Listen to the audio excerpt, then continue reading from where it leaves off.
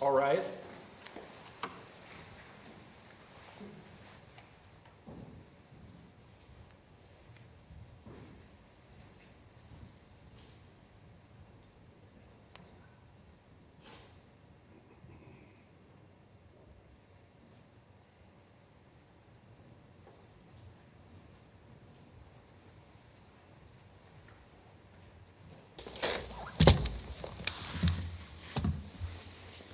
Oh yay, oh yay, oh yay.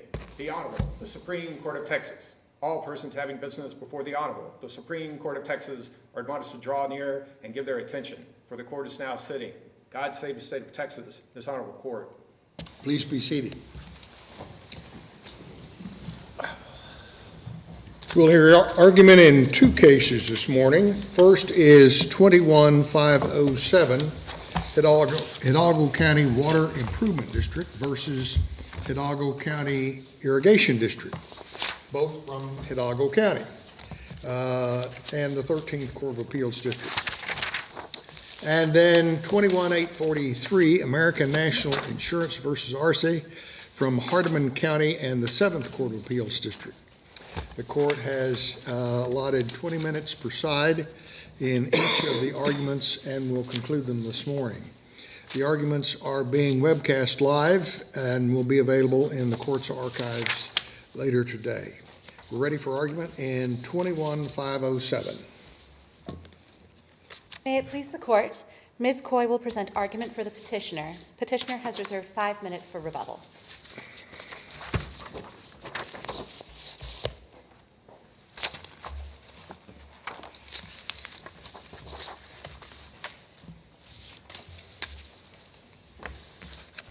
Mr. Chief Justice, and may it please the court.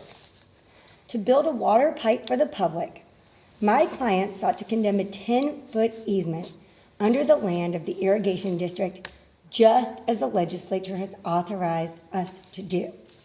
The question before this court is whether for the first time in your history, you should recognize a common law immunity barrier to that permitted taking, handing the first use a trump card.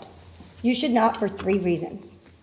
First, recognizing common law immunity here would nullify the legislative delegation of important government power. Second, history. Throughout the development of Texas, this court has routinely addressed instances like this, and it has done so under the paramount public purpose doctrine, which directly resolves the issues here. You should be reluctant to depart from that precedent.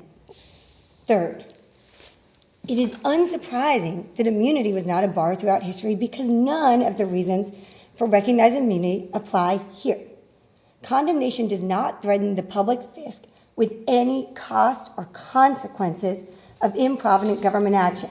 There's no improvident action alleged here. Let me ask you, there's been a lot of talk in this case about these two entities being co-equal governmental units. And so my question is, would it matter if, say, for example, the canal were owned by the state rather than by the irrigation district? Is that of any relevance?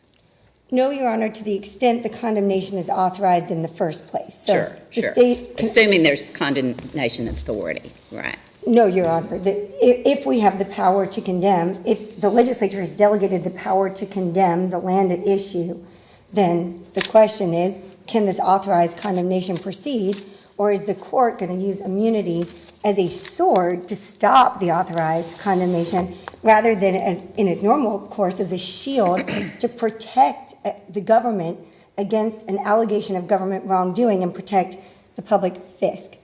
Finally, I'll note that even if the court disagrees with me and concludes that there is immunity, the court should find waiver here under Encore by the specific and restricted grant of power here to only specified entities for enumerated purposes subject to restrictions to take any land subject to restrictions. I'd like to start with condemnation power. It is, of course, this court's duty to determine the boundaries of immunity, but you shouldn't do so in a vacuum. Here, the intersection between immunity and condemnation is only in theory possible when the legislature has already delegated the ability to take public land. If only private land were at issue, then immunity would be irrelevant. So the question here is when the legislature has said, you entity can take public land for the public benefit as is a right of government that predates the Constitution. And when the legislature has enacted an entire scheme around that, accounting for that taking, with the common law backdrop in mind, should this court come in and recognize a new common law immunity that halts that taking in its tracks? And the answer is no. This is critical for Texas. If you look outside, what you see is the shared use of public land for the public benefit. Texas would be unrecognizable if immunity had been a bar throughout history. Fortunately, however, it wasn't. This court from the early 1900s all the way through Canyon in 2008 addressed situations just like this, and it did so under the paramount public purpose doctrine. That common law doctrine that you created in the 1800s addresses the precise situation here of when two entities have both been granted the authority to use the same public land for the public, and the second has been told, your use is so valuable that you can take public land to accomplish that. Is there any discussion of immunity at all in those cases, or is your argument premised solely on the absence of any discussion of immunity? Yes, Your Honor, those cases do not discuss immunity, and I'm not saying that those cases mean that you are barred from applying immunity, but what those cases tell you is that throughout the development of Texas, immunity wasn't a factor. Number one, you created a common law doctrine that directly addresses this. This doctrine directly addresses when two entities both have the authority to use the same land. How do you balance those competing policy interests? Immunity says nothing about that. Immunity just comes in as a trump card. And beyond that, the fact that immunity wasn't discussed, even though the court has a duty to determine its own jurisdiction, even though immunity is jurisdictional, is telling. And that's because there are none of the reasons for creating immunity apply here. Isn't what happened is several years ago, I think it was around 2010 or something like that, we decided a case where we assumed that there was immunity, and then we went into waiver, and that's kind of the direction that these cases have gone without us really dealing with the issue of whether or not we should recognize immunity in the first instance. I think that's what happened. Exactly, Your Honor. So throughout history, Canyon is a great example. Canyon is on all fours with this case. In the Canyon case from 2008, a water district just like my client sought to put a pipeline in a lake that was used for recreational purposes. And the court didn't look at immunity at all there. Yes, to your point, immunity wasn't raised, but the court said, we're going to look at this paramount public purpose doctrine, and the first inquiry there is, can both uses coexist? Because the legislature has enabled both uses. The public good is supported by having both uses. And there, the court enabled both uses to coexist because they could. And in Encore, the court raised the prospect of immunity, but this court has never held that immunity applies here. And when you look at the reasons for why you would apply immunity, it makes perfect sense why you've never held that it applies. Immunity arose out of the concept that the king can do no wrong. And in modern justification, the primary purpose for immunity is to protect the public fisc from the cost and consequences of improvident government action. And this, just like your Conroe case, has none of that. I'll start with, this is not an action against the government at all. This alleges no improvident government action. This seeks no liability. This is instead an action for permitted condemnation. And again, condemnation, the public taking of land for the public benefit, is a governmental power that predates the Constitution. It's an accepted part of our society. Having to do with that aspect of your argument, how relevant do you think, or what do you think we should look at SCOTUS's decision in Penn East when they really looked at this as an in rem situation rather than in personam, because we're talking about land instead of a person who's been allegedly harmed? Just as Conroe explained, the fact that this action is in rem is an important reason why immunity doesn't apply. We're not arguing that it's dispositive and that no in rem actions could ever have immunity at all, but But the fact that it's And in I'm rem, asking, what do you think the relevance of that SCOTUS opinion would be on us, considering we're talking about state sovereign immunity as opposed to federal? right, well, Penn East is different in the sense that you're dealing with states that were sovereign, who then joined the union. And you're dealing with the 11th Amendment and all sorts of concerns that don't play in at all here. When here we're talking about whether these governmental entities share in immunity that this court would recognize under the common law. So do you believe that it's not binding on us, but do you believe that that would be some authority for us to rely on? Is it analogous enough, or are there certain similarities here? Whether a state The issue being basically whether or not, whether or not a state who is, or an entity of a state that is trying to do something for the public good, and whether that can be blocked because of sovereign immunity by either whoever, whoever it is. No, in the sense that, as I said, these states this governmental entity was never its own sovereign unit. Right. It's completely different circumstances. There's not an 11th Amendment here analog that says that controls there. But even in that instance, what the majority of the Supreme Court held is that by joining the union, any assertion of sovereign immunity here that would have existed was gone. And so to the extent that you would apply a similar reasoning here, then the same principle would apply. The key takeaway from Penn East, Could a private condemnor, like a pipeline company, take the government's land? to the extent it is authorized to do so, yes, because to the extent that the core question here is there an authorized public taking? We have recognized as a part of our society that we're going to accept eminent domain. And your question goes to whether eminent domain is good or not. But to the extent we've accepted the proposition that eminent domain can happen, when the legislature has delegated this power of eminent domain, then immunity should not be used as a sword to come stop the use of that power. And That's I'll take you what back happened to in Imperial Irrigation, right? That was a private entity taking state land. In Imperial Irrigation in 1911, taking public school lands. Yes, Your Honor, and what this court's history has shown is in fact the opposite of where respondent is asking you to go now. Take, for instance, the Jane case.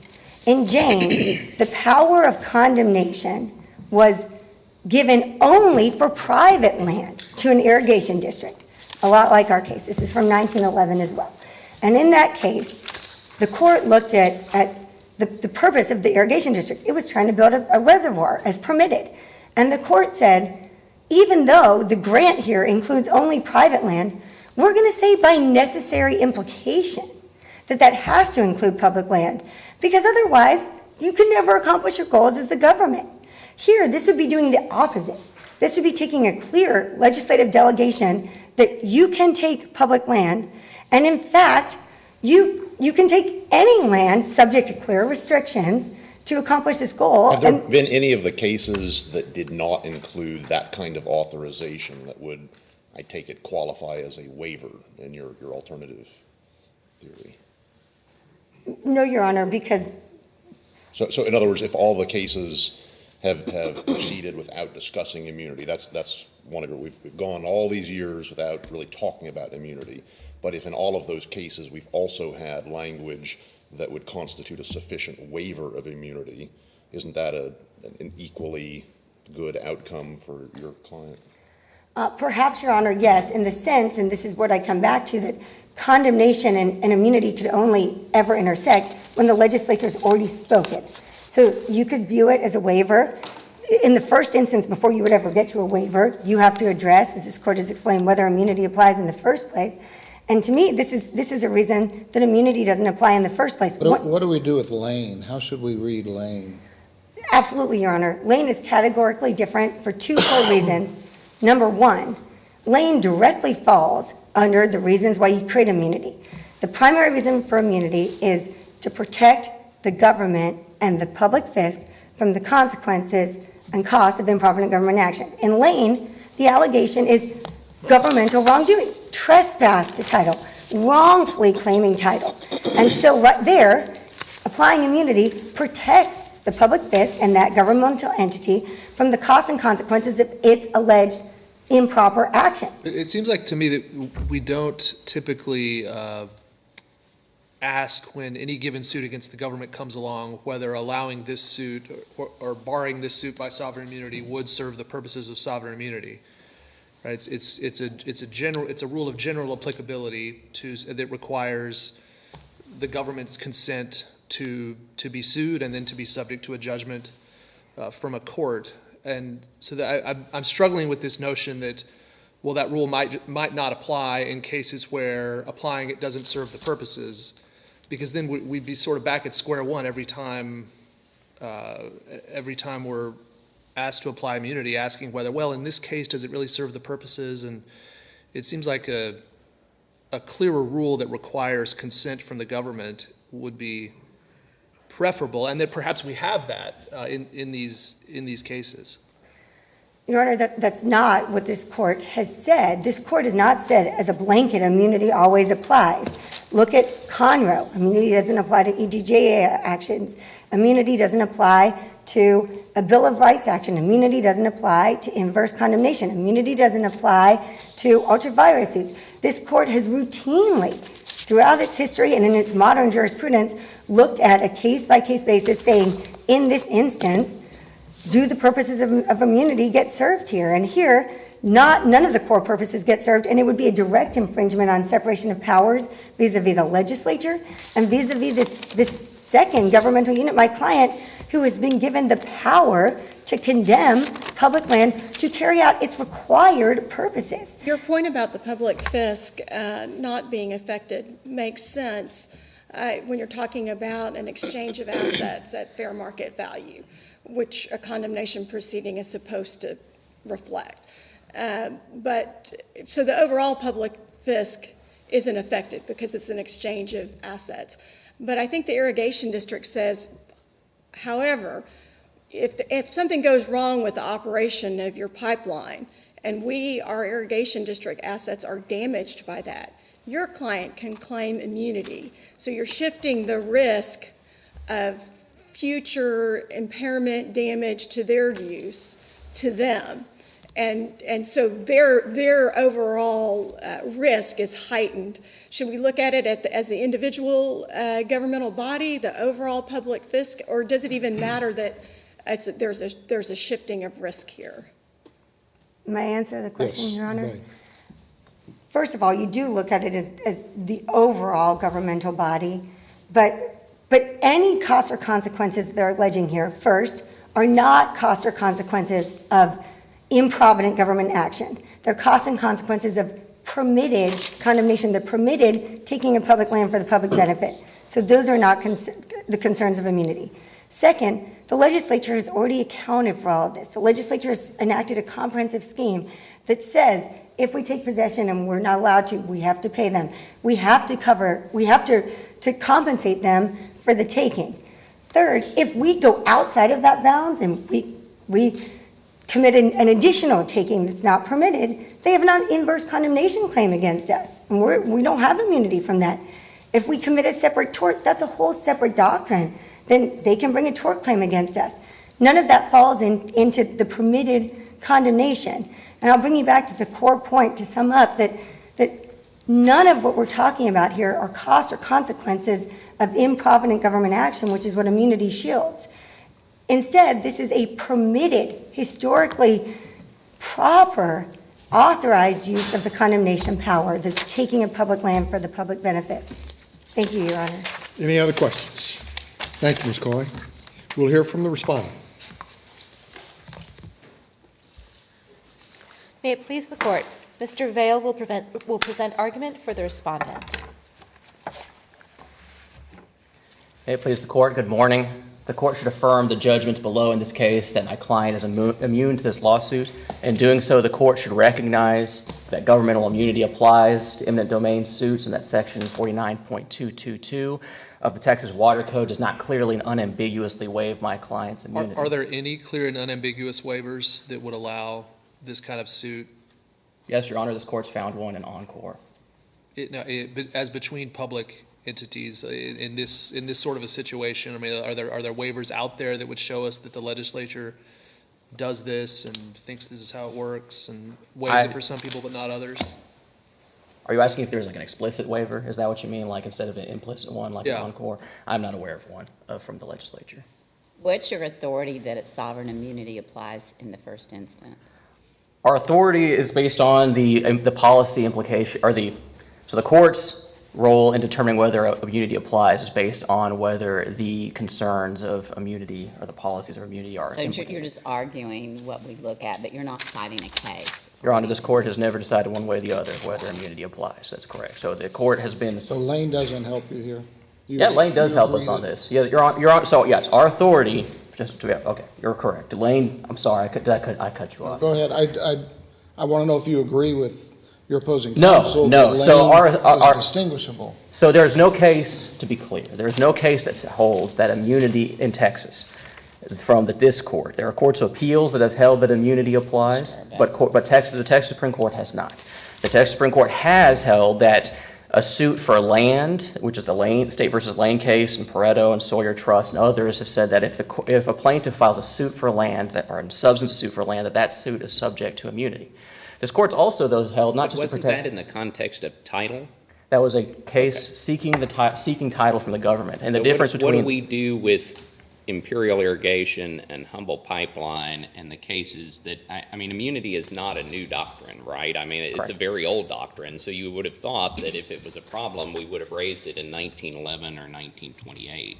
I think that the reason that we're here today is mostly because of the development of the immunity doctrine more recently than that, and the Encore case, and this issue of if immunity applies, then the clear and unambiguous standard, to the extent there was any assumption about whether the legislative authority to take public land itself would dispose of immunity concerns, that assumption, I think, is in question as a result of Encore and Took versus City of Mejia and that development of authority. But that's all about waiver. That's about waiver, yes, Your Honor, you're correct. So the question is, to the extent, if there was never a discussion in those older cases, and part of that's because the court does not have an affirmative duty to investigate immunity as part. Are there any cases that talk about whether the standards that we demand of waiver having to be expressed about the government also apply to grants of condemnation authority? The court, aside from discussing in Encore, when the court assumed for the sake of discussion that immunity applied, the court discussed saying under this case, in Encore the court said that the mere grant, a general grant of authority to take public land in itself might be construed as a general power that would require an additional waiver. And so in that case, the court said that it was very specific. And that the statute at issue, which was a utility code provision, and I encourage the court when looking at how to apply Encore, the language in that case was that the statute was very specific. It was certain land in certain circumstances, and the statute provided specific restricted rights. Well, the legislature was pretty specific here, too. They said, they carved out and said there are certain lands you cannot take, right, if it's another public entity. Doesn't the special districts code get into the details of this? Not for this provision. Right, not but for it these shows entities. that they're thinking about if they want to limit the grant of condemnation authority, they certainly do. In some cases, they say, but you can't take it from this sort of public entity. They have for other districts. Right, and would that all be just worthless, basically, under your view, because they wouldn't be able to do it anyway? So why did the legislature go to the trouble of saying, but you can't take this kind of public land? I don't think it would be worthless, Your Honor, under the Took versus Mejia approach of analyzing statutes on a case-by-case basis. But you wouldn't need to say you can't take this type of land if they can't take it anyway. They would if you construe that to be a waiver. Oh, it's a waiver to say you can't do it? Well, I mean, it could be under the Encore standard requiring very restricted rights, right? Encore is looking for restrictions on power. That's what the court's looking for and concerns. I think our argument is that Encore is looking for limitations on power so that the court doesn't have to find an across-the-board waiver of every governmental entity in Texas based on a generally described power. What would happen if the water district had just put their pipe through without asking you? In that situation, we could potentially sue for inverse condemnation or an injunction to try to stop the trespass. And there would be a waiver for that, right? There would be a waiver. The condemnor's immunity would be So waived. if you win here, all these cases are just going to be litigated that way, right? I wouldn't assume that, no. Why not? I mean, I don't know if it's fair to assume that a government entity is just going to bulldoze another government entity's land. Well, without it's court authority. not at all. We should assume they're acting in good faith and reading the scope of their power according to what the legislature told them their condemnation authority was. I think, no, I'm saying, I'm not saying it would never happen. I'm saying with the risk of that happening, I'm not sure that's their only remedy either. I mean, they could come to another agreement with an entity besides the one that they proposed to try to solve the problem, rather than doing inverse condemnation. And I think that's a factor that the legislature is better suited to weigh how much of a risk that really is. But we decide the scope of immunity. You do. And the courts also, though, in the last 20 years or so, especially, and there's the interesting discussion in the State versus City of Galveston case about how does the court view that role, and how is that the thin line between abdicating that role and also keeping account of that this is that legislative question should go to the legislature. That's a better forum to judge what kind of risks are there really if the court does, it's rather than just a broad categorical exemption for a cause of action or construing the mere power to take public land. Rather than doing that, checking to make sure that the legislature actually wants these parties to be hauled into court on a case-by-case basis, and that prevents the court from overstepping into something that the legislature is better suited to weigh. And here they've given that authority with the scope of the power of eminent domain. Assuming that any land, we have our argument, but for the sake of this argument, that any land includes public land, even if that clearly and unambiguously includes public land, that grant is so broad. It's so broad, and the only restriction on it in this statute is the very generally described public uses of water purposes, flood, sewage, or drainage, or any other project that the district is working on. That kind of broad language, that's why the Encore decision is written in the way that it was, because of this concern and because of the way that immunity developed over time with the clear and unambiguous standard and the legislature demanding that standard itself. If the water district had been a city, yeah. would this require its approval? If you're talking about the condemnor. Right. Is there an exception to the limitation of this is there a limitation on this broad power in the water code that would say if it was a city? If we were a city. If the taking was against a city? I'm not aware. There are certainly in the local government code for some things that the cities have protections for controlling their own, I'm aware that they have control over a lot of things within the city limits, right? Especially roads. I don't know how that works with the water. There's limitations on condemnation power by water districts within city limits. Okay. Yeah, and so would that be the sort of limitation we would look for to say that there is a waiver? Because otherwise you wouldn't need the limitation. I don't know if I agree that by itself would be enough, that kind of limitation would be enough, but I mean, certainly Encore is looking for limitations. I mean, I think that I think the question in this case is how do we distinguish cases where Encore warns about a general provision granting the power to take public authority, and how does that differ from any other statute, any condemnation statute? I mean, it can't be enough that the statute grants just discusses the essential elements of condemnation if we're going to say that immunity applies in condemnation. I mean, there have to be hundreds of these districts around the state, and thousands of county roads and public easements that would have to be crossed to do various things. And it seems to me that if the default rule is that any public entity that's got an easement or some land, within the zone that you want to work on, if the default rule is that they can veto it, I have a hard time imagining that we wouldn't have seen these cases before. I mean, it sure seems to me like the world is operating such that the default rule is that that this power exists and that they can they can do it. And then most people are working it out, unlike you all. But that default rule is extremely important. And if the default rule were that, any little entity can veto any other entity's project if it crosses an easement, it just seems to me like there'd be a lot less development, and we would have seen a lot more of these cases. And I'm just afraid that if we were to rule for you and make that the rule, that we'd be interfering a great deal with development all over the state.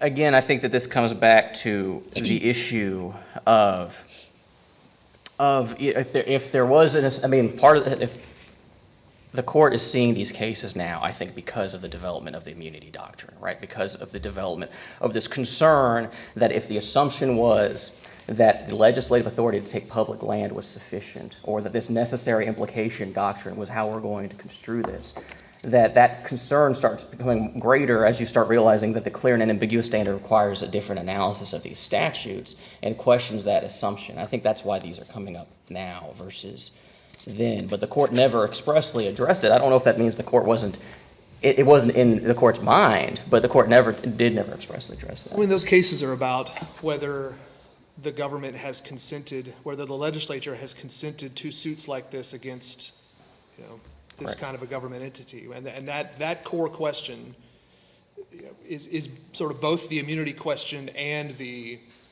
merits question in these sorts of cases. But it's the same basic question. So the fact that they weren't using the word immunity in 1911 to talk about that question doesn't seem particularly remarkable to me. It's a very similar question, whether you frame it as immunity or not. I think that's true, except that the clear and unambiguous standard that's developed since some of those early cases that applies to checking for immunity is not the same standard the court was applying then. So if there was concerns about immunity, part of this is because the legislature mandated the clear and unambiguous standard in this early part of this century, and the development of, revisiting, 35 plus years of case law in the Took versus Mejia case. If something has been assumed to be, clear enough to authorize the suit for all these years, ought we to be hesitant to say, well, that's not clear and unambiguous enough anymore, if people have been proceeding for over 100 years as if it is? I think that, but the legislature did require the clear and unambiguous standard since those 100 years. And also, part of the Took versus Mejia was overturning 35 years of interpretation of the sue and be sued clauses. I agree with you that a rule of stare decisis is that the court has to be more careful when it's talking about statutory construction. But part of this is that the legislature itself has required a closer look at its own statutes. That's part of, I think, what's going on in this case. Legislature has also changed the rules for conferring eminent domain authority more recently, but my understanding is that prior grants are grandfathered into the old standards. So should we take that into account as well? I'm sorry, I want to make sure I understand the question. There's a separate statutory scheme that has to do with grants of eminent domain authority. Right. And my general recollection from other cases is that there was a change in the law that says now those grants have to be more specific in certain ways, and but that old grants didn't have to comply with this new standard. And there are certain hoops you have to jump through and requirements you have to meet. And so obviously the legislature is paying attention to this issue, but they've said, well, but the old grants we're going to allow to continue. So should we take that into account? I'm not sure that I'm familiar with what you're talking about, but I think to some extent the court has to refer to what, keep in mind what the legislature's been thinking of this, but ultimately it does come back to the question of whether immunity applies under the principles of immunity and this court's role of determining whether immunity applies. So, yes, there is obviously a question in this case about the historical approach to this issue and why the court should raise this now. I understand that that's an issue in this case. But I would say still that the legislature understands, and I think part of the Encore decision too is in part warning the public and the legislature, like, hey, if immunity is going to apply here, there may be some statutes that aren't going to pass muster. And I think the court shouldn't avoid immunity here because it's concerned that certain statutes aren't going to pass that test. I think the question is whether the court is going to reserve that role of saying just what the law is rather than whether immunity makes sense or whether waiver makes sense, or whether waiver would make sense for these projects. I think that's what it comes down to. And also keeping in mind that though there are numerous eminent domain statutes out there, I don't know that it's necessarily. I mean, there are ways for the legislature to solve this fairly easily too. The legislature could, if it really disagrees with the idea of immunity, it could enact a single statute saying in the government code or wherever saying that all eminent domain suits where the taking of public land is explicitly authorized, that there's a waiver. But as the legislation stands today, the court is stuck kind of in this position of if immunity applies, yes, the court's going to have to do this statute by statute approach, and if the legislature chooses to do that, that should be the way this works. So isn't it easier just to start at the very beginning and say that sovereign immunity just doesn't apply, so that we can give the government the ability, if they can prove that there's a rational need for a public whatever. I'm sorry. Go ahead. Isn't that another way to approach it?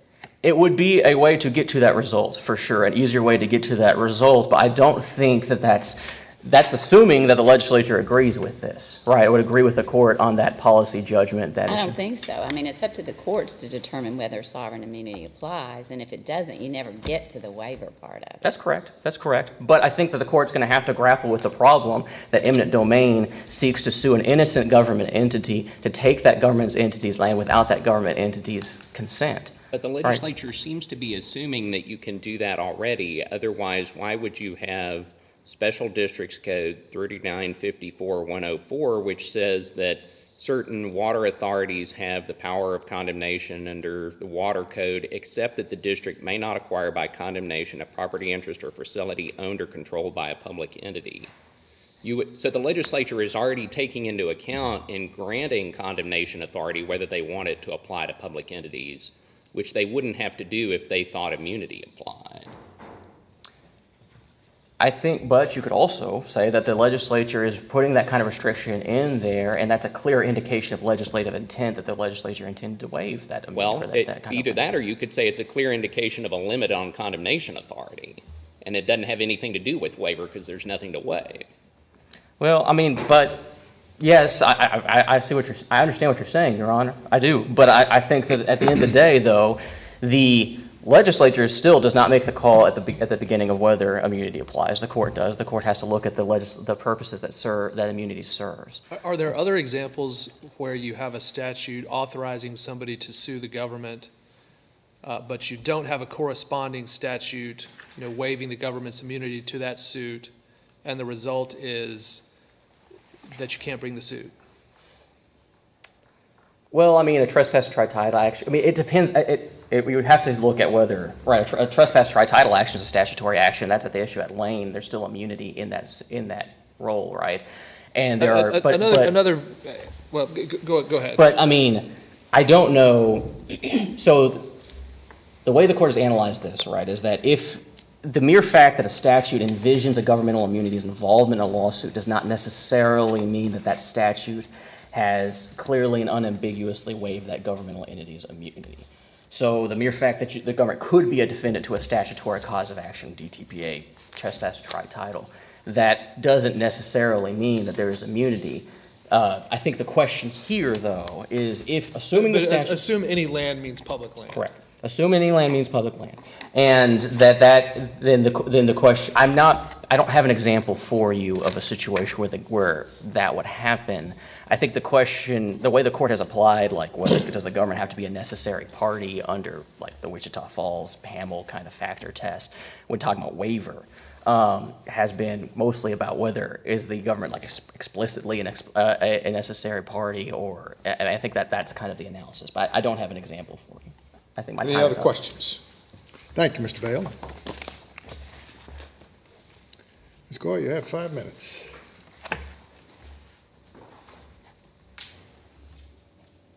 Respondent just said that this would be a suit against the government, and I want to just emphasize, this is not a suit against the government. This is a permitted condemnation proceeding, the permitted legislatively desired method by which a governmental entity takes public land for the public benefit. Second, he focused on Encore and said Encore required specific and restricted language.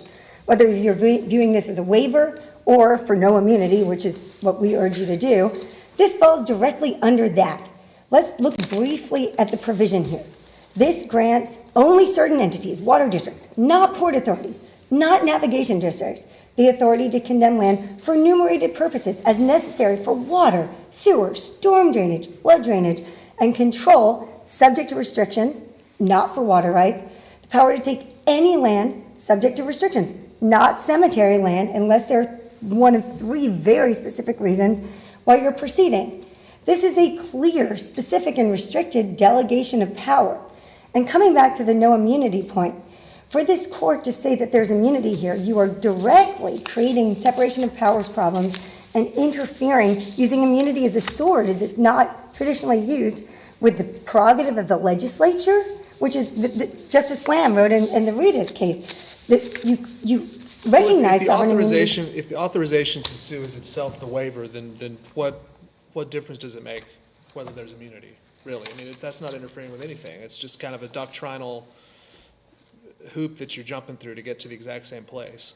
Perhaps, but it's this court's duty to determine the boundaries of immunity, and if you view it that way, you require in every instance a case-by-case analysis of exactly what the statute says and whether it qualifies as clear and unambiguous, which results in the current mess where you see the strong amicus presence. People want to know if there's immunity here or not, and none of the reasons for creating immunity here apply. And I'd like to take you briefly to Justice Busby's point about inverse condemnation.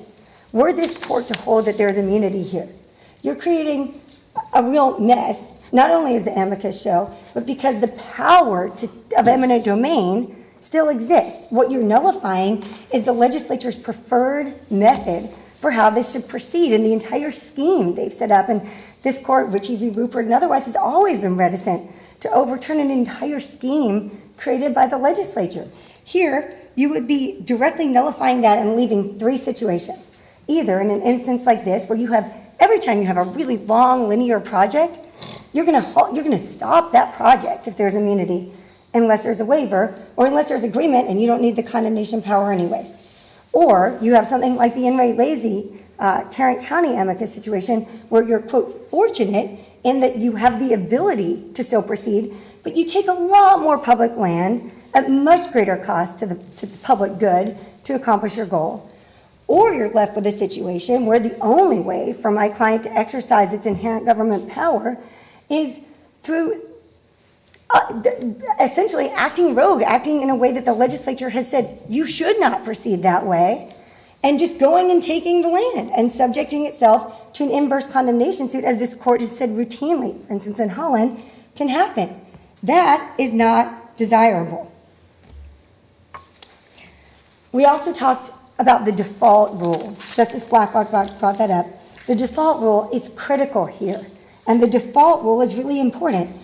The paramount public purpose doctrine and the legislature's enactment have evolved symbiotically. The legislature acts with knowledge of the common law, and the paramount public purpose directly addresses this situation where there are permitted multiple public uses of the same public land. We're talking about public land. This is public land held for the public use and the public benefit. You've already have a doctrine in the common law that directly addresses that. Immunity doesn't address this at all. It doesn't address in any way the competing public uses. It just gives a trump card to the first, even if the two could coexist, and that's better for the public. Or even if the second is better for the public. The paramount public purpose doctrine says if they can coexist, they will. If the second will destroy the first, then it can only proceed if it's paramount for the public and accomplishable in no other way. This directly effectuates the legislative will. It balances competing public uses of public land, and it maximizes public benefit from public land, which is precisely what condemnation is. Condemnation is enabling the taking of land for the public benefit. Immunity says nothing at all about that. It doesn't in any way address two permitted public uses and the competing benefits for the public. It just comes in as a trump card saying, first in time use, you always win. For all of these reasons, immunity doesn't apply, and we urge you to reverse and remand for our condemnation proceeding to move forward. Any other questions?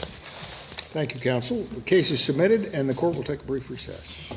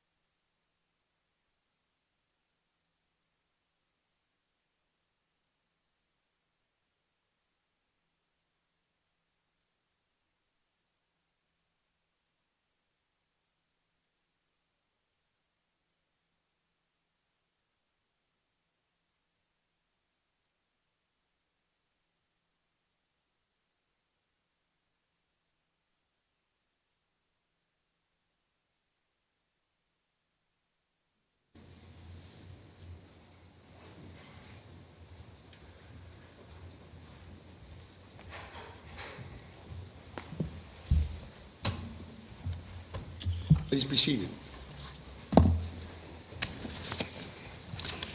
We'll hear argument in 21-843, American National Insurance against Arce. May it please the court, Ms. Olalde will present argument for the petitioner. Petitioner has reserved 5 minutes for rebuttal.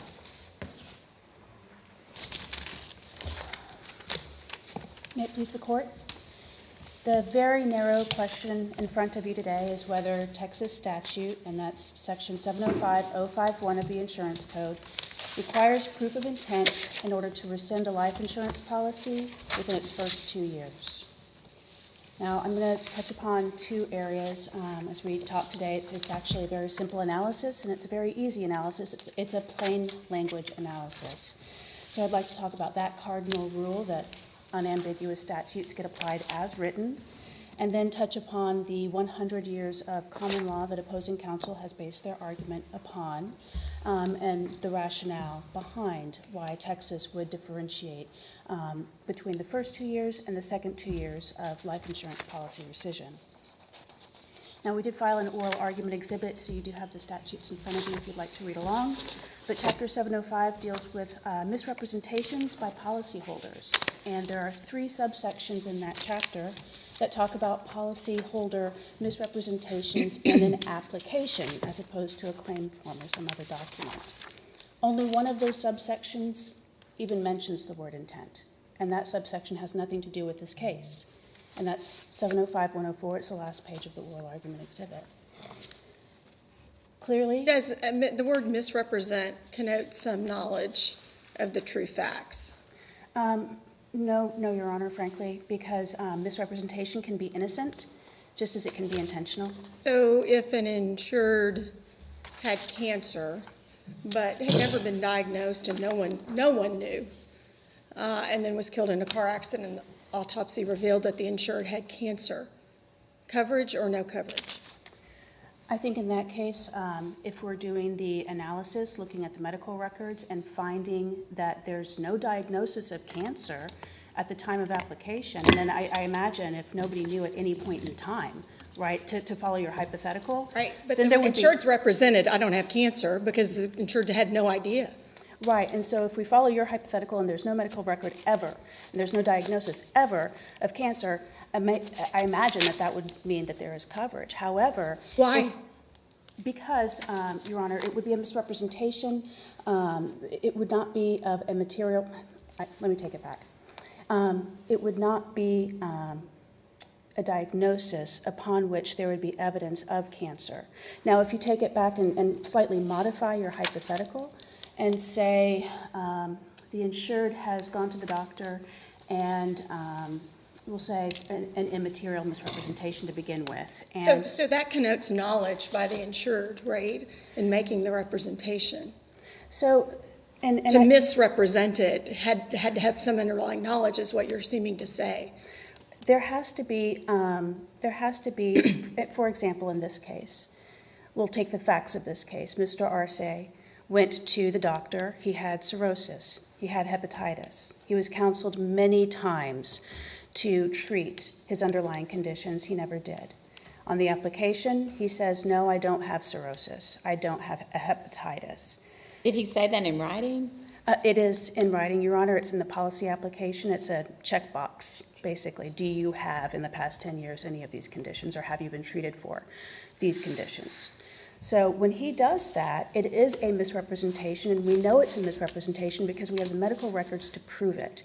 What we do not have to establish in those first 2 years is that those misrepresentations were intentionally made by Mr. Arce. So you think the statute does require a knowing misrepresentation, but not an intentional misrepresentation?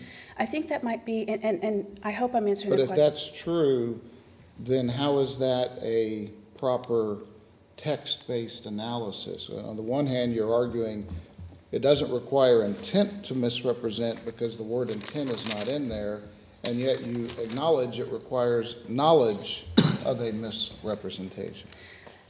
This question, this line of questioning, it doesn't take into account the policy as a whole, and how that policy, which again is mandated by all of these terms and these policies, these applications, it's mandated by the Texas Department of Insurance, and it's highly regulated. So we're dealing with, for example, knowledge and belief, which is a statement in an application that you're signing, right? And again, it's an opinion statement. It's not a statement like a warranty would be. Do you have to prove reliance? Do you have to prove that the insurance company relied on the misrepresentation? No, Your Honor, because it's not in 705-051, but practically speaking, if it's a material misrepresentation that affects the risks assumed, there is an element of reliance that's kind of bundled in. I think most of the federal district courts that go your way say you still have to prove reliance because the common law requires it. I think that Colonial Penn went forward and didn't necessarily say that you had to do it, but they did it anyway. But isn't that what the statute requires? Because the statute doesn't say, and by the way, the statute applies not just to life insurance, but also accident and health insurance. It does. And it doesn't say you can defeat recovery if. It says does not defeat recovery unless. And so isn't that establishing necessary conditions to defeat recovery rather than sufficient conditions to defeat recovery? It's establishing the only conditions. And what to defeat word in recovery. there says that? Unless. What you're looking at here. But before that it says does not. Exactly. Now, we're talking about a statute that was originally written in 1909, and we know that there's been no substantive change, right, through the years up until today, until 705-051 is recodified in 2005. You're not taking the position that the recodification changed the meaning of the statute. No, Your Honor, So we are all not. of the cases interpreting the statutory provision are still in full force and effect. Absolutely. So these cases didn't necessarily interpret the statutory provision. And here we are, again, going back to 705-051, we have clear delineations from the legislature. They know when to write the word intent, and they know when to omit the word intent, and that's exactly what they did. So Well, Chief Justice Phillips says in his concurrence in Union Bankers that the reason that 104 mentions intentionally made is because the rule used to be, before that statute was passed in 1903, that after the contestability period, you couldn't cancel a policy for any reason. And so this is actually, 104 is actually an exception that was created that favors insurers and does allow, after the contestability period, to be canceled if you prove intentionally. But he goes on to say, then basically that makes the rule for after 2 years equivalent to the rule for before 2 years, which had always been in Texas, that you had to prove intent, which is different from the rule in some other states. And let me just get to the plurality opinion in Shelton, because that's important, right? It's a plurality opinion. That Well, statute, Chief Justice Phillips was a concurrence and was adding on to the explanation that the plurality gave. But isn't that right, that before 1903, you couldn't cancel a policy after the contestability period for any reason? Absolutely not. And you know why? It's because back in the 1800s, and this is when this whole line of cases starts, Lion Fire versus Stark, 1888, interpreting a fire insurance policy. You know where the fraud came from? From the policy. Then you have a snowball of judicial drift behind that. And by the 1915, 1920s, you're seeing cases that say, well, it's now well established in Texas law that intent to deceive is necessary to prove, to rescind a policy. They do it, it's a blanket application. But all of those cases were in the context of knowing that the statute from 1909 existed, right? I mean, the same cases that would say that acknowledge the existence of the statute 21.18.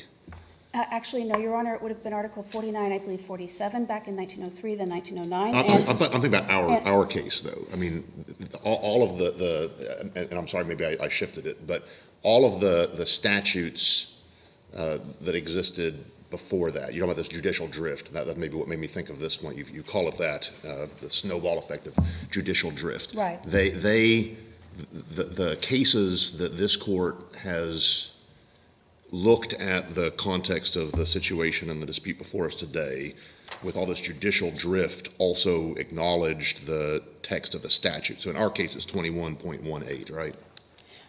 In our case, it's 705-051. Well, the original one, Article 21.18. That was the predecessor. Yes, and and that's one, and so Justice Bland's question to you, I think you said, was that yes, it's true that that statute, which didn't change to become 705.051, the courts said that this intent element existed, it was well established, but that's just judicial drift, and they weren't looking at the statute. But my understanding is the cases did look at the statute as well. No, Your Honor, absolutely not. So you have the Mays case. Well, we have a footnote in our brief that talks about it. What is Mays relying on?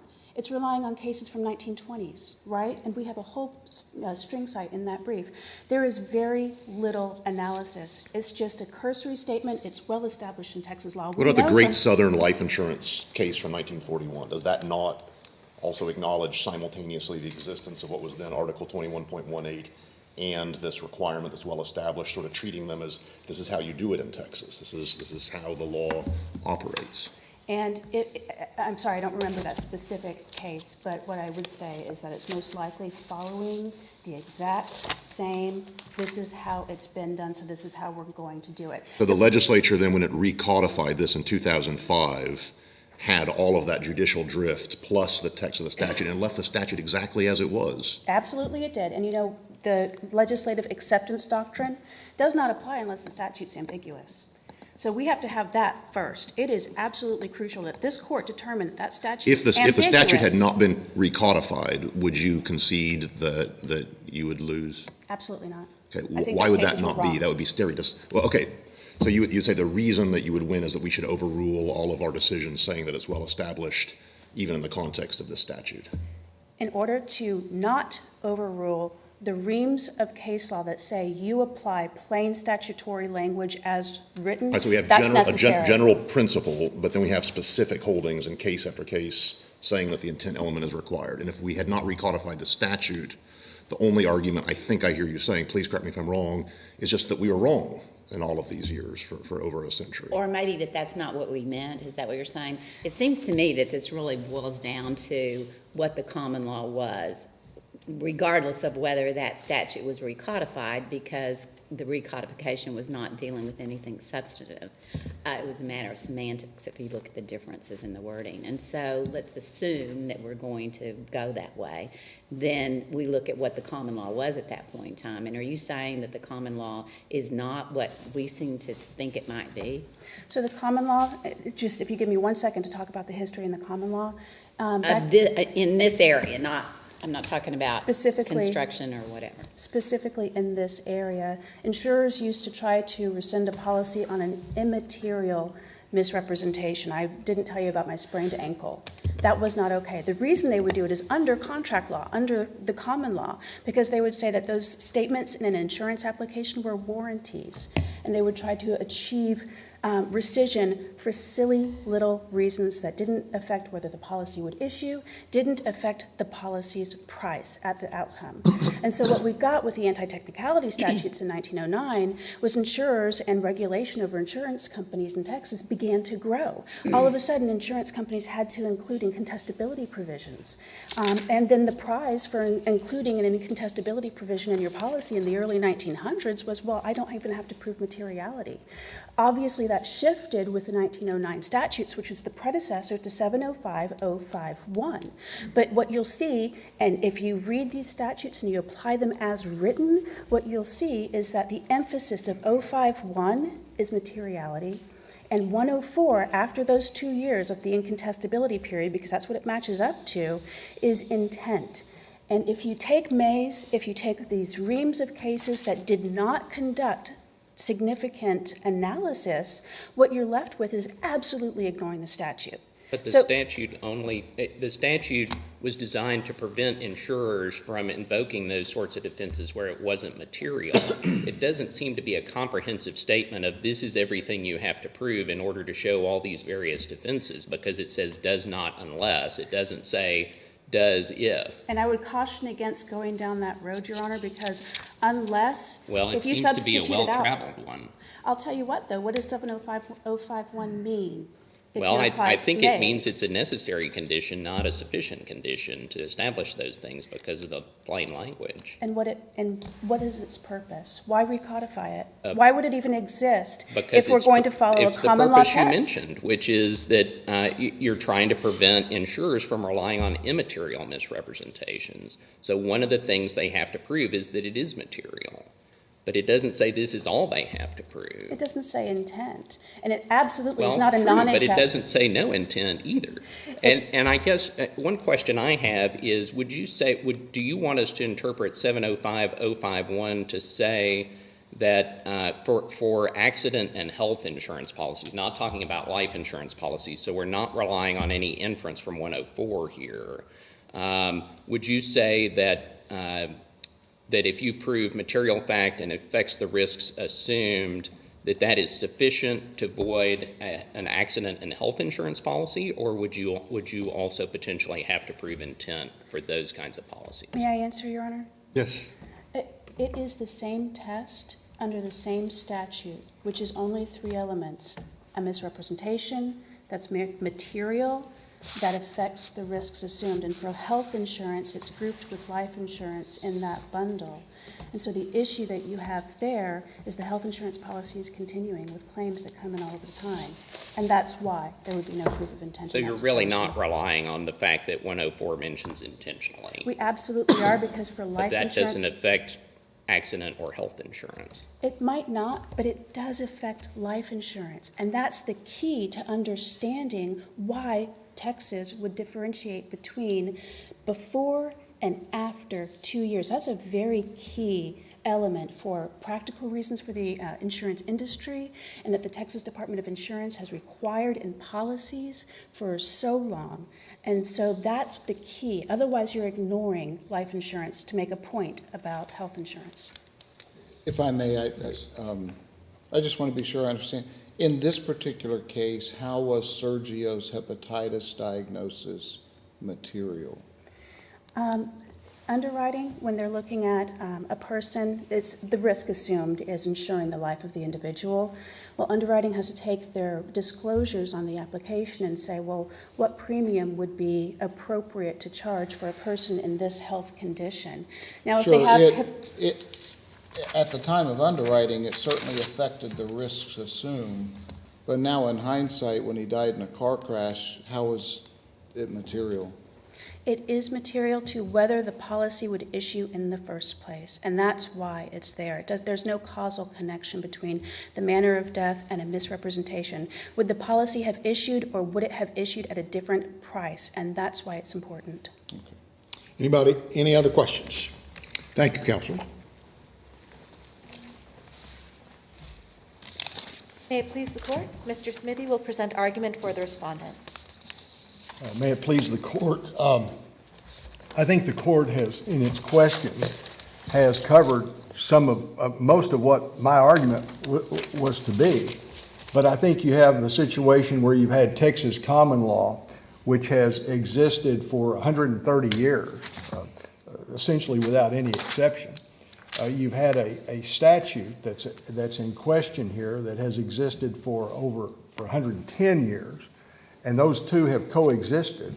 And so for the first time, we have the petitioner asking this court to basically say the court got it wrong for over 100 years. Let me ask you, so Yes. in response to the question about that Justice Boyd asked that has to do with the link between materiality and the actual cause of death, which had nothing to do with the liver issue, it was a car accident. What's your response to that? Well, I think in all fairness that materiality deals with whether they would have issued the policy or not. So the cause really doesn't. Yeah, and there are some other statutes in this section. There's some other sections in this title that deal with the situation of that Justice Boyd was talking about, where the condition actually contributed to the loss. And so I'm not sure that. But if that's the case, then what's the difference between subsection 1, the misrepresentation must be of a material fact, and subsection 2, it must affect the risks assumed? I mean, affect the risks assumed seems to pretty clearly go to the fact that, look, you're taking a risk and pricing it based on the information you have, and it turns out the risk is much greater than you thought, and therefore maybe you wouldn't have taken the risk, or you would have done a different price.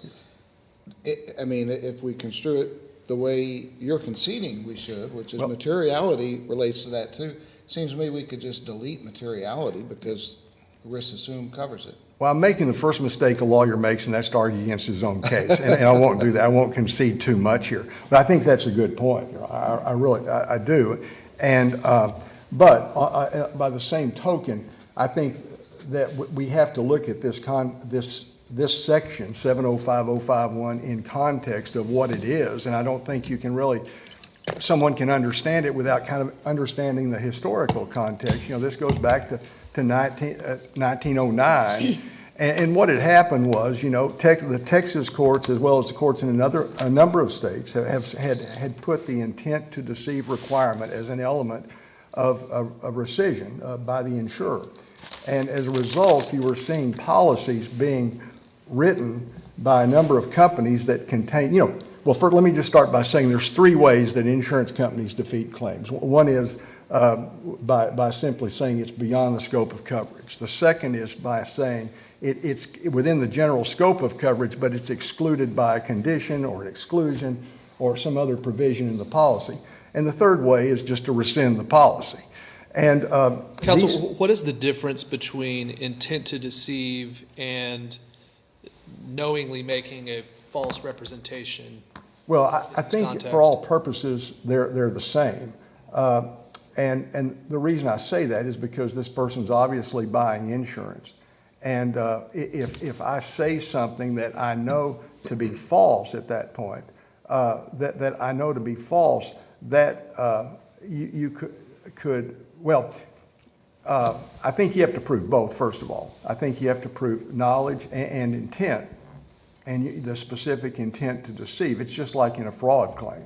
Those are separate elements. Do we have knowledge here as a conclusive matter? No, I don't think so. And let me explain why. Justice Lehrman asked the question, was this in writing? Well, no, there was no paper in front of anybody. If you did this 20 years ago, you would have done it on a paper application, you know, where you read the question, you sign it, you check the boxes and sign it. The way it's done now, and one of the things that's important here to note is that this is a low dollar insurance policy, $25,000. If someone were to go try to get a policy for several $100,000 or $1 million, chances are they would have to either get a medical exam or at least a nurse practitioner would come and do maybe a blood test and blood pressure and some other tests. And there would be a pre-issuance underwriting. In these smaller policies, what these companies that cater to this market tend to do is they tend to put the underwriting burden on the applicant. They don't go to the trouble to do their underwriting themselves. It's a self-underwriting policy.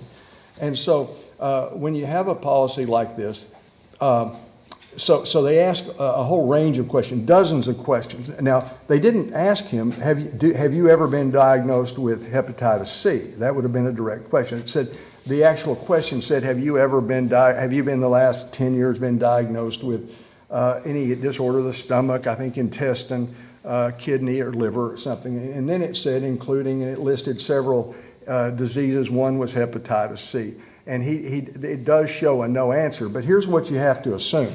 The way this was done, it was done by the agent asking these questions verbally, reading these questions, and then the applicant giving verbal answers. And then she would record those answers on a laptop computer that she had. And so at the end of the process, then she would have him sign electronically on the laptop. Now, the evidence in this case is very significant because the agent couldn't even recall if she recorded the answers correctly. She wouldn't positively aver that she had recorded the answers correctly. And she couldn't even recall whether she had read them correctly to the applicant. So just as a matter of background, so it's your position at least that this is the standard of practice in this sort of level of benefit of how these forms are filled out. There's no contention here that Mr. Arce himself would have been unable to complete the form or that there was some kind of language barrier. Is there? Well, does the record support either of those? I think he had some language issues. He had a 6th grade education. He was a truck driver. And so I think there are language issues as far as his working knowledge of the English language. And so you have all these things that you have no real evidence. And so the agent actually, the representative actually testified that when they got to the end of the questions, she couldn't remember what she did in this situation, but usually she just scrolls down on the laptop and says, here, sign here, without giving the applicant the opportunity to read the answers.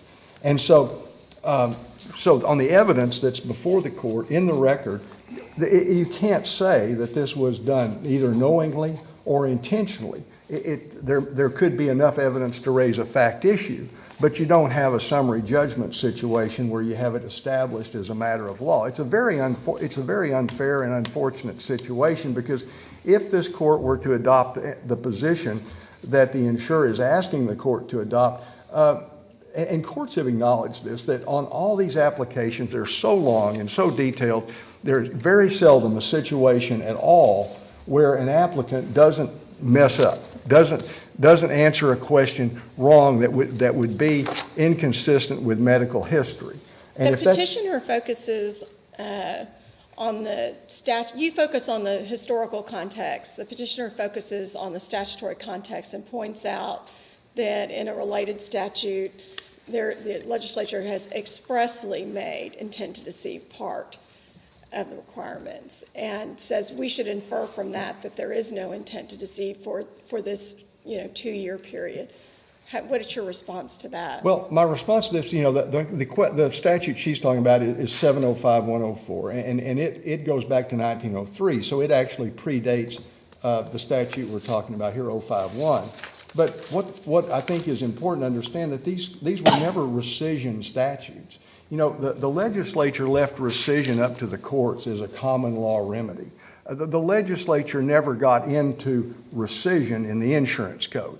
And so what these statutes were in response to were, once the courts had said you have to have these 5 elements basically to rescind an insurance contract, the insurers started writing, this was back in the early 1900s, they started writing into the contract a contractual right to rescind.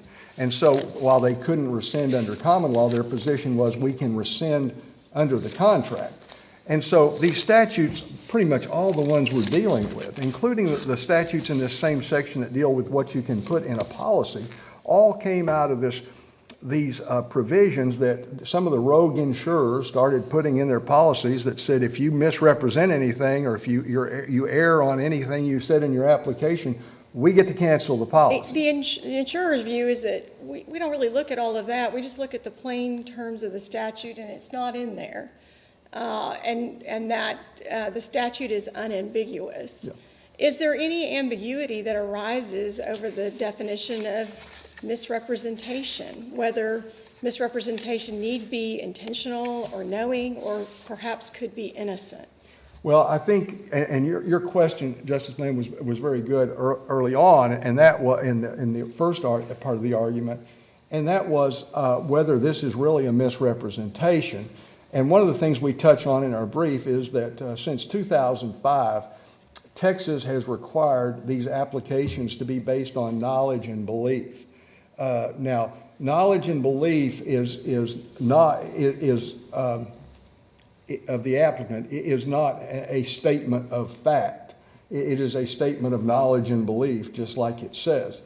That has, in other states, and that's pretty much, that's part of the insurance compact, the interstate insurance compact that Texas signed on to beginning in 2005. And I think part of that knowledge and belief was in direct response to these court cases that it had held around the country, that you could make a misstatement in one of these applications and lose your insurance. There's a lot of human misery that follows losing a policy of insurance. A lot of these policies are written for credit life, things like that, where people are depending on the insurance. But in fairness, there are some intentional misrepresentations by people who are seeking insurance as people well. who for some reason need the insurance, want to buy the insurance. Mr. Arce in this situation didn't really fall into that category. He bought this insurance. He walks into a motorcycle shop just to visit with the owner, and there was an insurance agent in the shop, And so the owner introduces him. He was a former agent of this company. And so he introduces, and she says, do you have any life insurance? He says, no. And she, would you like some? He said, well, I haven't thought about it. And she says, well, let me tell you why you need it. And so this is one of those things where the agent actually sells the policy to somebody who wasn't wanting to buy a policy, which raises the question, number one, he's very honest about all the doctors he's visited on this application. He tells her he suffered from high blood pressure. He's not trying really to hide anything. It just defies explanation that he would want that insurance that he hadn't even been thinking about so bad that day that he would lie about his health when he walked in. If the fact that, look, the application asks, do you have hepatitis, essentially? I know the question might be complicated, but it asks, do you have hepatitis, and he says no. And so you just have objectively a material false statement on the application. In all these cases, the person is going to be deceased. And so how would you prove their mental state at that time? All you've got is, well, they said something that wasn't true that may have induced the issuance of the policy. How do you, what's the evidence going to be of their mental state one way or another when they were checking that box or not checking that box? It's almost without exception going to be a fact issue. It's a question of fact. Yeah, but what's the evidence that would go to correctly answering the... I think that there's evidence that they've been diagnosed, they've been told they have this, that they've sought treatment for it, and I think how recently the treatment was is an element, but all of those are considerations. And so that sounds to me like that would go to whether they know, they really know when they're checking the box that it isn't true, but is intent to deceive something further than that? I can't cite the cases to the court. They're in our brief, I believe, but there are a couple of courts of appeals cases in the state that say mere knowledge is not equivalent to an intent to deceive. So what would be an intent to deceive? Let's assume there's knowledge. I know this is false. I'm checking the box anyway. Is there additional evidence that's necessary to show that I intended to deceive? I think that, once again, it's a fact issue, but to get to the point where you have a fact issue in that, you've got to show some motive or intent that the applicant had. And so I think intent would go back to motive. What was their motive in trying to get the insurance policy? Could the knowledge be circumstantial evidence of intent? Knowledge could be circumstantial evidence, and I think that's what the courts have said. I think that's a very good point. Knowledge could be some evidence of intent, but knowledge alone does not prove intent as a matter of law. Let me ask you about a difference in the wording of the statute that I'm not really sure what to make of. So 705.051 sets out separately material fact and affects the risks assumed as two separate things. But then in 004 and in 104, the legislature refers to material to the risk. Is material to the risk the same thing as material fact that affects the risks assumed, or is that something different?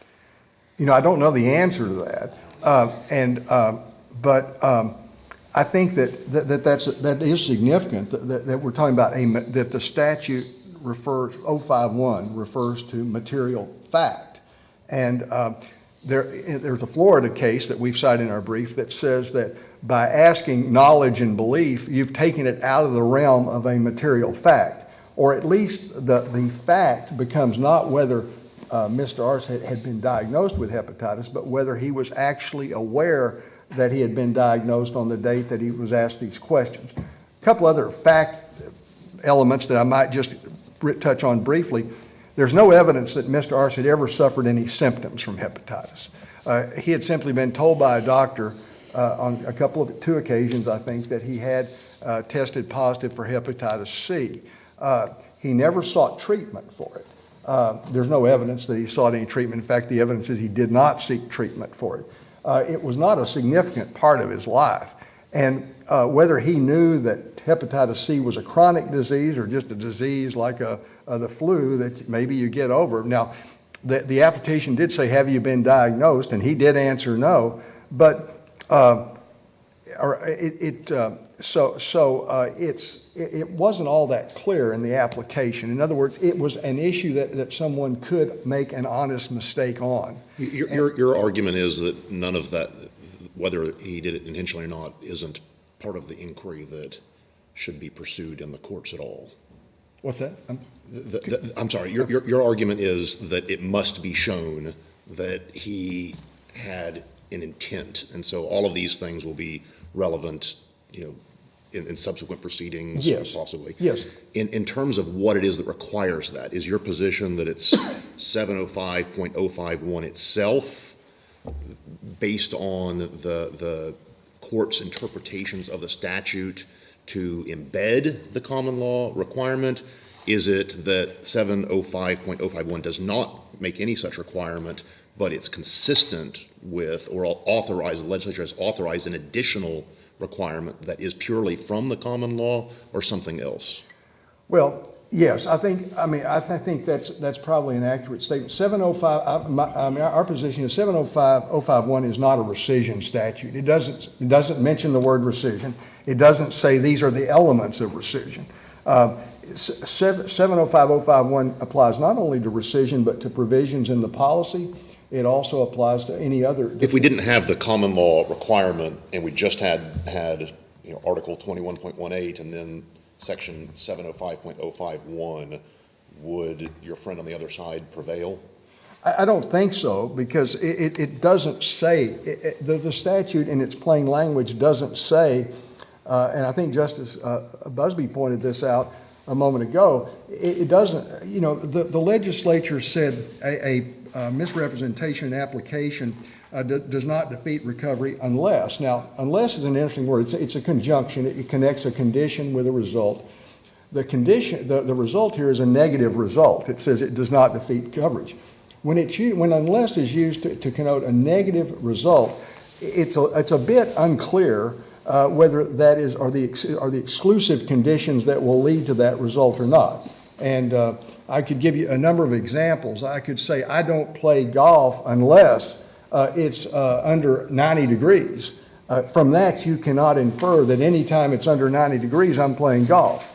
But there'll be some other things that might stop you from playing golf, and in this context, the other thing that would stop recovery or that would affect the rights between the parties comes just from the common law, or does it come from the statute itself? I think rescission is purely common law. So and we would have the authority to adjust the common law. That's yes, you could change this court, whatever this court says is the common law. So if we said, all right, as a matter of pure common law, aside from the statute, we think that the passage of time, whatever that requirement of showing intent is no longer valid.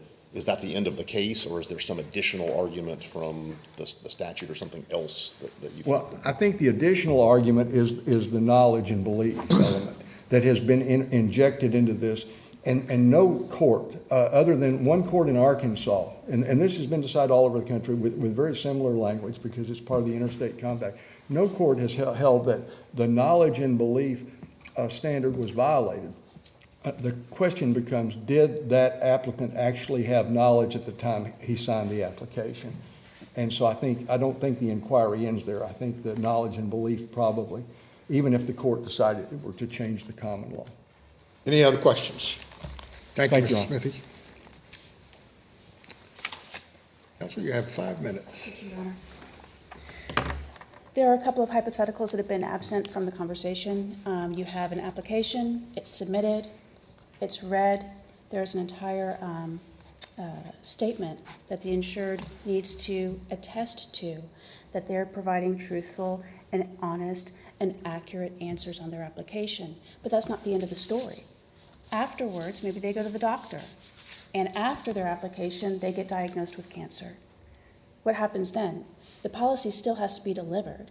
And what we're ignoring is that these policies, there's a condition precedent to coverage that policy is actually delivered to the insured while they are in good health as stated on the application, meaning it becomes the burden of the person who's receiving this policy contract to disclose things that may not have been accurately stated in their application. And that's a condition pursuant to coverage that's not disputable within Texas law. When we're talking about precedent, we're talking about other cases not doing an accurate analysis. There are cases that have issued either with this court's authority or from this court, at least two, that never imposed an intent requirement in the first 2 years of rescission. And one of those is the Wright case that we cite in our brief. Now, if we wanted to, The which case? Right, WRIGHT, and I believe that was from the 1923. And so what you'll get is either cases that repeat a well-settled principle of law that ignores the statute and the statutory language, and coming back to Justice Busby's point of unless. You know, I was looking that up, the Oxford Learner's Dictionaries. It's used to say something that can only happen or be true in a particular situation. If you start saying that, well, it's now this non-exhaustive list and we can add and we can tinker, then what you're doing is taking out the entire purpose of the statute. And yet, the legislature knew that this court, perhaps with a couple of exceptions, I'll go take a look at those cases, but knew that this common law requirement of intent was being applied, and that the court was talking about it as this well-established, well-settled, and that it just reenacted the exact same language. So at the very least, it didn't think there was a problem in understanding this language to be consistent with having an intent requirement. And so what you're referring to, Your Honor, is the legislative acceptance doctrine. And it's a fundamental tenet of Texas courts that that doctrine does not apply unless the language of the statute is ambiguous. And opposing counsel agrees. We agree it's not ambiguous. Go ahead. If we were to agree with you that there's no intent requirement here, in this, I want to hypothesize a different case where we don't have hepatitis C, which your policy guidelines say is a no-go, right? If you have that, there's no policy going to issue. What if it's something else, like an abdominal diagnosis of reflux? There's no intent requirement.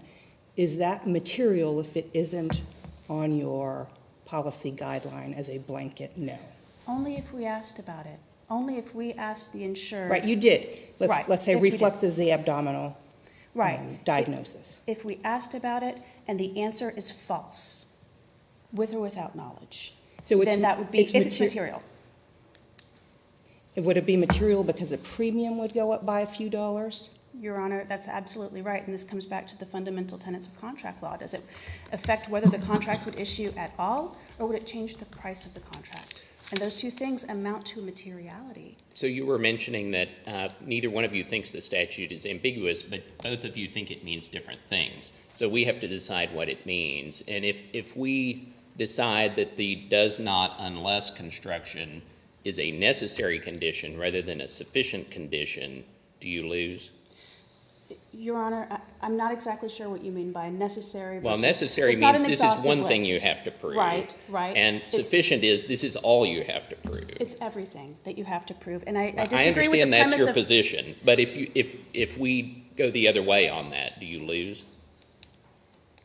If you hold that the court cannot fill in the blanks and tinker with the statute to add elements, right, then no, we do not lose. And we do not also disagree on the... If we agree with your statutory construction, you don't lose. I understand that. And, Your Honor, the premise of your question, too, is that we read the statute to mean two different things. We do not. We read it to mean the same thing. They just want to take the common law and replace the statute with the common law. I guess the legislative acquiescence, legislative acceptance, I hear what you're saying, but I think I'm making a slightly different question, I'm posing a slightly different question. That is, when the common law exists and the legislature is legislating in the light of it, is it not also a well-established principle that we will assume that unless the legislature says something differently to displace it, that common law principles will continue on? Absolutely not. And this gets back to, is it substantive? Is it not substantive? Let's look at Fleming. Let's look at State Farm. State Farm was absolutely clear that the common law will not be used to usurp plain statutory language. I thought you agreed with me at the beginning that the recodification didn't really do anything. And that's exactly right. That's right. So we're talking about in the 1909 statute. Essentially, we can wipe away the 2005 recodification as not material to our analysis, I think is what we're agreeing on. And you're telling us that despite all these many, many years of the coexistence of the common law and of the statute is just so plain in being exclusive as to what must be shown that we, as a matter of stare decisis, we have to overrule all of our own precedents because they're in tension with the statute, the 1909 statute. Am I honestly stating what your position is? I think if you were to go down the legislative acceptance route and say just because it hasn't changed substantively and the common law's been around and it said this for so many years, then obviously the legislature must have seen it, known it, and approved it. Set legislative acceptance aside, we're talking about if we just have the 1909 statute, and we never have a codification, so we're just looking at our precedents and the statute. For us at this point today, to say, no, there is no intent requirement, requires us to say that our decisions have been wrong. I think you say that in your briefs, right? So we need to wipe away all, and that's a stare decisis question. It is. And it's not enough, is it, for a prior decision to be wrong? Stare decisis only does anything when a prior decision is wrong. If we only followed right decisions, there'd be no situation where stare decisis would do anything. We would follow the right decision because it's right, not because it has any precedential effect. So I guess what I'm asking you is how in the assumption, this parallel universe in which we don't have any recodification because that's immaterial, what is it exactly that makes it not just a wrong set of precedents, but so wrong that it warrants overruling by the court?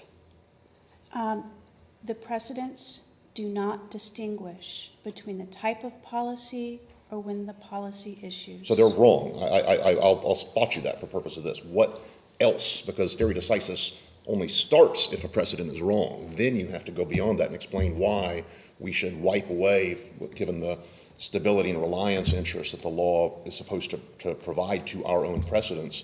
The legislature can change the law, and it hasn't done it.